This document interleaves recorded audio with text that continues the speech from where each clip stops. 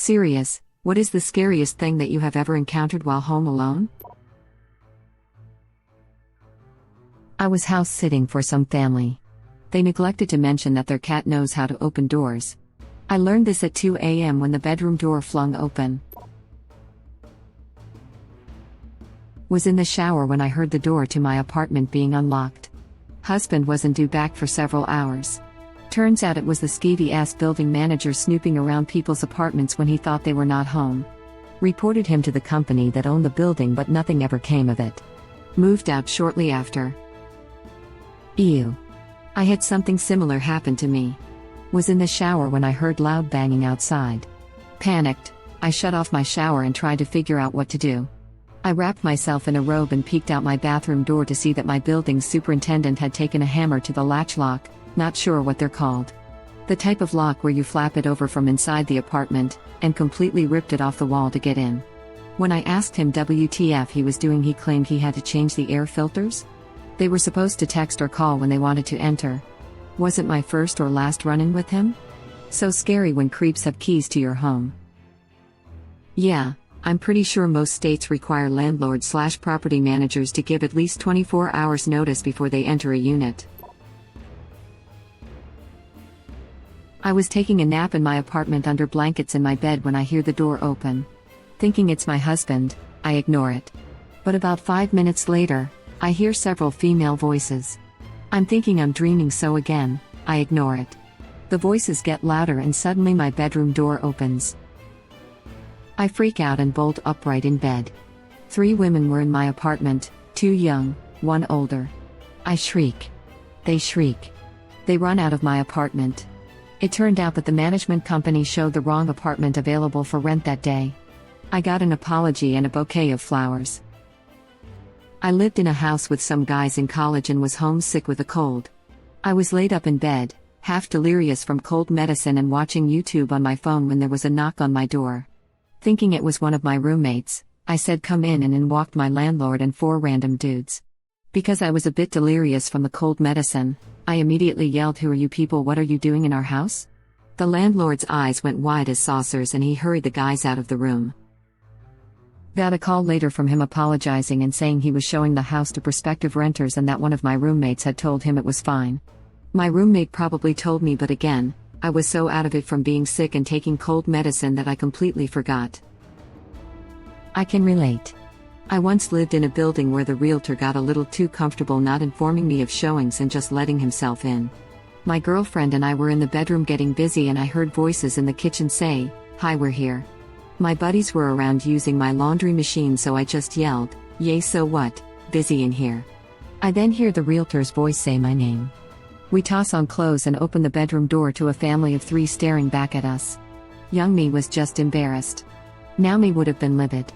No matter though, as we had some good laughs afterwards. I once went to look at a duplex for rent. The property management company gave me the key and the address and just told me I had to turn in the key by such and such time. I get there, unlock and open the door, and see clothes, furniture, knickknacks, etc., and then I hear the click of excited dog feet coming down the stairs. I look over to see a very confused, very large Rottweiler mix. He freezes and starts at me. I freeze and stare at him. My brain finally caught up to the situation and slammed the door shut just as the dog launched himself at me, barking furiously. The landlord meant to give me the key and address for the other half of the duplex. Lamau, that dog must have been so confused. He definitely thought it was his owner coming home until he saw me, lol. I did end up renting the duplex next door, and once the dog and I got to know each other, he was very sweet, just did not like strangers. Pretty sure I almost died that day. I had something similar happen. When I was in college, I lived in the upstairs apartment of a house. The owners were trying to sell the house so realtors would come by with potential buyers, but I was never notified of these times. The people downstairs were supposed to let me know. I was napping once and woke up to people coming into my room. After that, I would turn on my magnetic alarm so it would go off when the door was opened and off when closed. It wasn't a pleasant way to wake up, but better than people in my apartment. We lived in a maisonette in London. We lived upstairs and a man was downstairs. He came banging at our door one day screaming that his flat was being flooded from our bathroom and to let him in. Well, I was 14 and my bro 13, Mum was out. He came in, went into the bathroom and did something. I don't know what, he was an adult and we trusted him. Well, Mum called the council out and there had never been a leak. No watermarks or anything, so Mum told us not to let him in again. Next time Mum went out he came banging at the door again and we told him what Mum said. He went ape crap. Let me effing in, let me effing in. All the while banging the F out of the door. God knows why he wanted in. Scary. Put a hidden camera in the bathroom. Had to fix it when it stopped working. Or retrieve the camera and or its memory card. A guy my dad used to work with got caught doing exactly this. That thought crossed our minds as he was really weird and pervy. May have stashed drugs somewhere and was coming back to get the. Maybe he hid drugs up there and wanted some of them. I was woken from a deep sleep by the most horrifying high-pitched howling noise. We lived deep in a wooded area, and I was familiar with sounds like foxes barking or even fish or cats screaming, but this was eerie and didn't sound like an animal. Then it came from the other side of the house, but there was no sound of anything walking. You know how your mind isn't really logical when you first wake? I was convinced it was some terrible otherworldly creature. In the morning I checked some online recordings of sounds to figure it out. Turned out to be a tiny harmless screech owl. Little guy can make some demonic sounds though. First time I heard a fish or cat in my backyard at night I nearly shat myself. Those things sound like screaming human babies and just, no. At the time I wasn't familiar with them, so I noped quickly back into the house. I didn't know what a fish or cat was until I was backpacking in Maine by myself. I was setting up camp alone by headlamp when the screeching started and I was freaking out and the sound kept moving. Frantically looking around with the little beam of light, trying to set up my hammock and tripping over myself. I sat up in my hammock holding my hiking poles like a weapon for an hour. Talking with another hiker the next day, they told me what it was, which calmed me down because I was still all sketched out. I was maybe 11 or 12 and was home alone one winter day. The desktop computer I was using shared a wall with our unheated garage. The house was so quiet you could hear a pin drop. All of a sudden this boom erupted from the garage that shook the wall. It honestly sounded like a bomb went off. 20 minutes later, after hiding behind the couch and getting my heart rate down, I finally went to inspect. A 2-liter Sprite bottle had frozen and exploded off the shelf.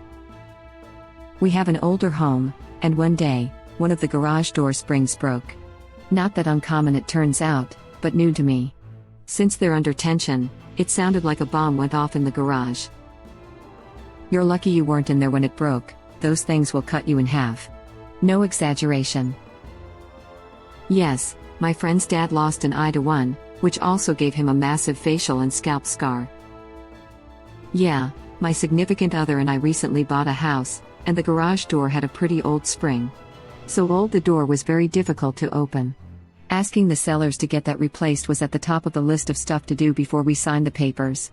I didn't like the idea of that thing going while working on something in the garage. This is why I love Reddit. My neighbor decided to replace his garage door. By himself.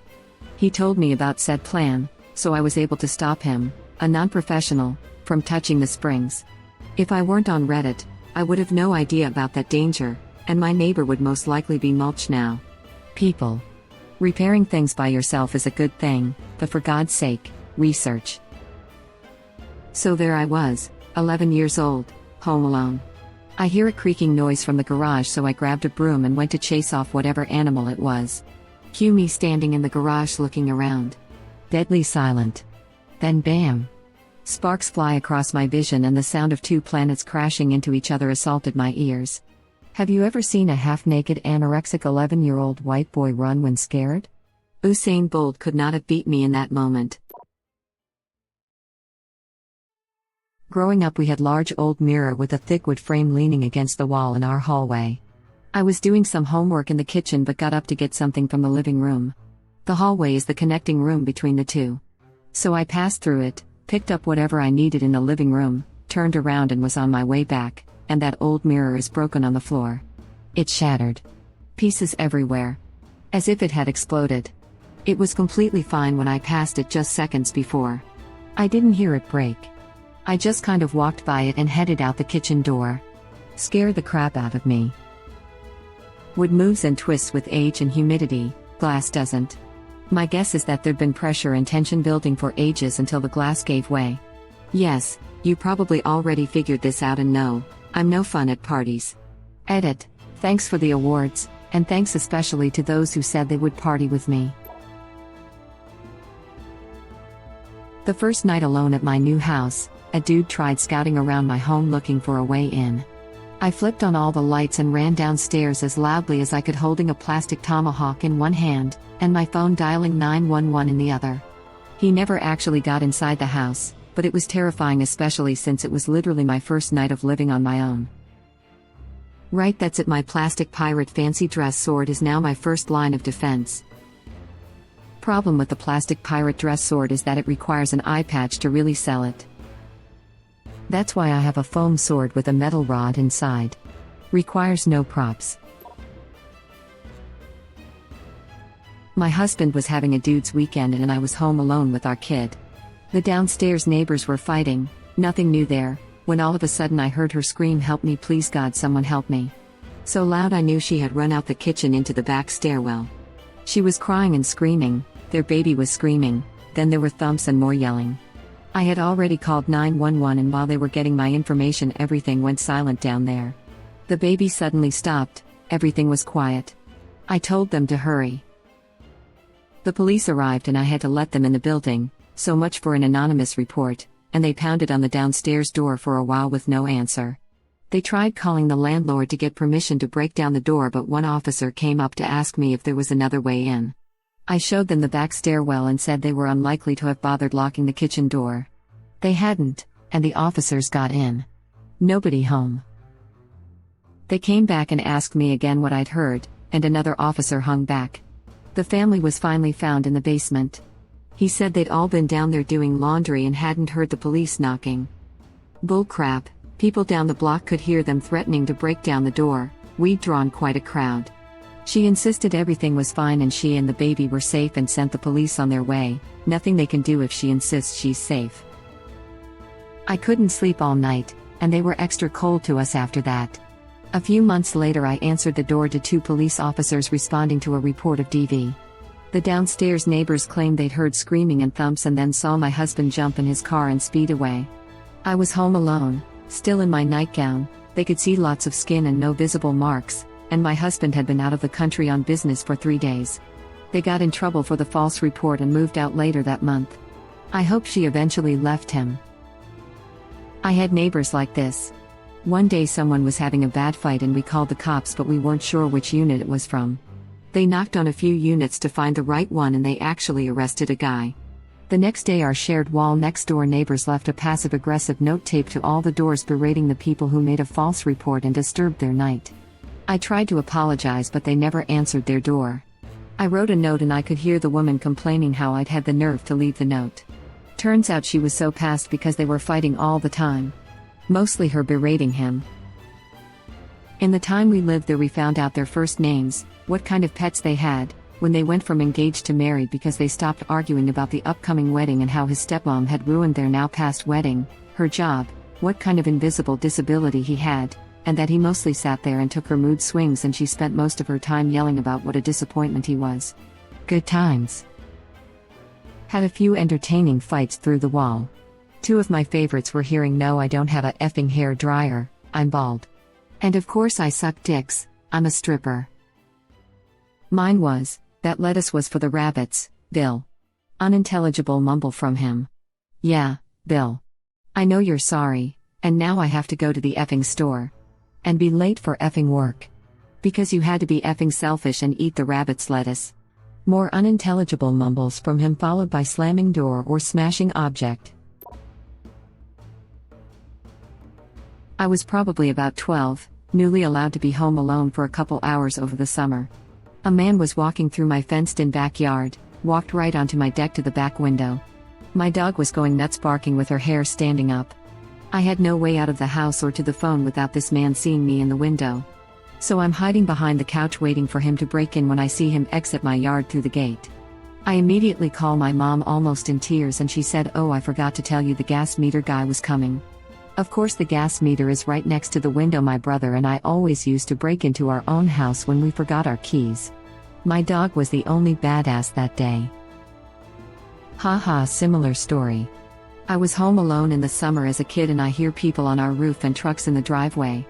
I call my mom from underneath her bed and whisper that there are men walking on the roof. My mom, "Oh yay, the roofers are coming today," speechless face. I was babysitting a family I was unfamiliar with. My parents knew them and suggested me when they needed a babysitter, and as I liked having money, I accepted. The kids go to bed and I kill time as one does before smartphones are a thing by reading, I think. Maybe doing homework, but that seems unlikely. Anyways, I start to hear speaking from another room. Not just speaking, but this low, almost demonic voice speaking to another one. I'm not a religious sort, but when you realize that no, you're not just hearing things, there's definitely a voice, it's more than a little creepy. Not knowing what was going on, I slowly crept up to the doorway of the sitting room, then peered around the corner. Effing Furbies. Talking to each other. At night. In the dark. Furbies suck. I was at a family friend's house one time, and they were doing a yard sale. My friend's younger brother had his Furby on the table and I was like, "Why are you selling your Furby?" He didn't say anything, he just smacked it and the thing came to life with that low battery demonic voice. And I'm like, "Change the batteries?" He then opens it up. No batteries. And the goddamn thing is babbling away. Pretty much this same crap happened to me. I woke up in the middle of the night to it talking. My mom took the batteries out the next night, it started talking again, and I knew there were no batteries, so I threw it against a wall. Little sis had a ton of Scooby-Doo toys growing up. Woke up one night to one of them asking for a Scooby snack and doing that snicker giggle sound from deep in the toy box, pulled it out, took out the batteries and tossed it back in. Shut the lid, climbed back in bed just in time for it to say, "Row row raggy, a ghost." I was 11 and did not sleep well that night. That thing must have a beast of a capacitor. Demonic voice, so no crap, there I was, helping a friend bust some of his property out of a mutual ex's storage unit. It's after hours and dark when we roll up and luckily, the lock hasn't been changed. Whip out the key, roll up the door, and suddenly, horrific, Luciferian mewling. Yep. Furby that had been sitting there for literal years. I'm sure there's some wonderful bullcrap Reddit scientist that can tell me exactly how weak-ass batteries could still power that little effer, but they're full of crap.